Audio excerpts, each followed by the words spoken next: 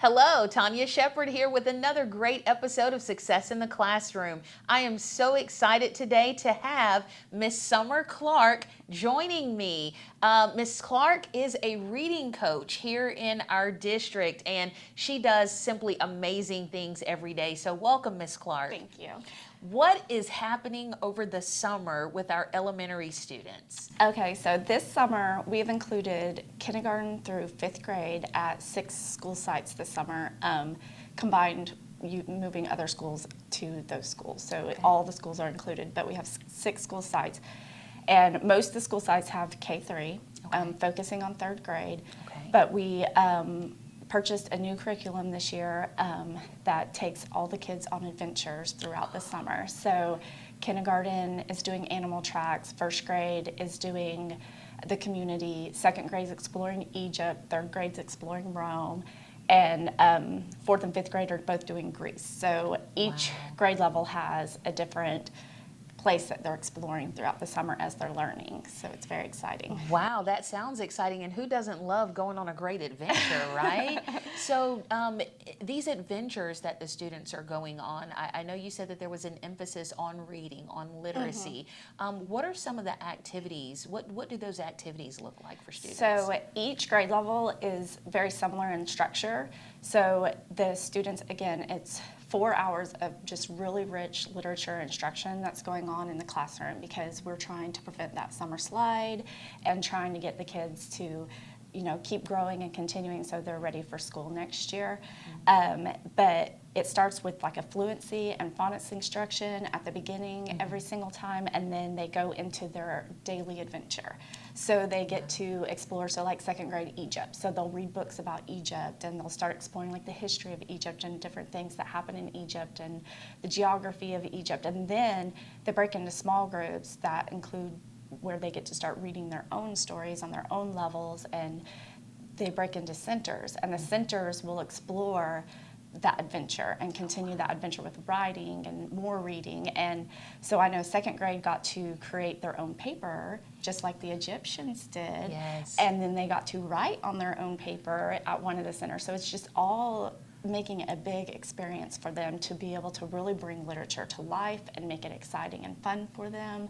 And just, it makes it where it's a learning environment, and it's very rich, and it's full of instruction with really great teachers, but they are having fun too at the same time, because it is summertime. Absolutely. It is important to have that fun. And you mentioned the summer slide. And that is something, here in the education world, we talk about every summer, what students can continue to be engaged in when they're away from the day-to-day from an average school year. And this is perfect. This is perfect. And to have so many students, roughly, can you tell us about how many students are participating district-wide? Well, each classroom has about 10 students in it. Okay. And so it just depends on each school and school scores and stuff like that, but they have around 2 units per grade level. Okay. So Okay. there's quite a lot of students involved and teachers involved in this, and they, like you said, the summer slide, like they're continuing to work and grow and reading throughout the summer. And they also are trying to include some, like the librarians. Some of the schools are opening up their libraries, so the kids have a chance to go and check out books in the schools too during the summer. So Great, great. So let's talk to our families specifically. As a parent, we always want to know what can I do to recreate these magical experiences that my child has in the classroom each day. And so now over the summer, students are engaged in these wonderful hands-on literacy activities. They're going on journeys, traveling, having these adventures. What can families do to recreate some of that excitement at home? So each student got an adventure pack at the beginning of this summer, and so there was a parent's guide in there, and it has a list. I mean, it was a book of just activities, and so that way they would know what the kids were doing and what kind of adventures they were going on throughout the summer. But the activities included so many just strong, like, literature things, but again, fun. So it's like they're still learning and they're reading, but it's not a chore, and it's not going to be something that they feel like, oh, this is like a worksheet or something that I'm doing. It's just hands-on, involved literature, and then activities, especially for like the younger kids, like maybe just going out with sidewalk chalk and writing their sight words that they learned that day out on the sidewalk. Go outside, Yes. use the water hose, and use the sun and make different things in the sand together. But it definitely has lots of like fun activities, but also it's going to help them remember and learn and continue growing. Great, great. So, as a reading coach, you're just so knowledgeable on a plethora of things related to literacy. If a parent needed to gain more information about promoting literacy at home or just engaging their child more at home when they're away from school, how can parents connect with a reading coach in the district?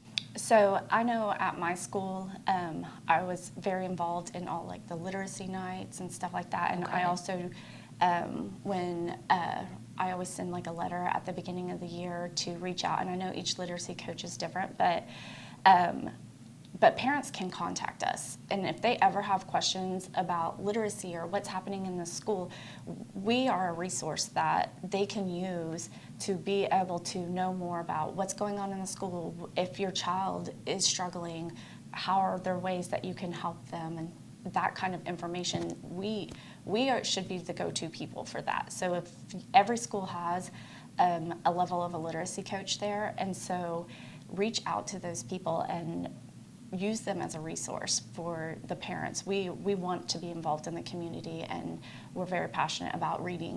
That's why we're doing what we're doing. So we want parents, and we want them to be involved, and we want to help them help their kids as much as possible and be involved in the schools and literacy throughout the district. Wonderful. All right, families, you heard it from Ms. Clark herself. We have tons of resources in our district, and it is no reason why we are the best choice, the first choice for education here in Santa Rosa County. Thank you so much, Ms. Clark, You're for joining welcome. us, and we'll see you next time on Success in the Classroom.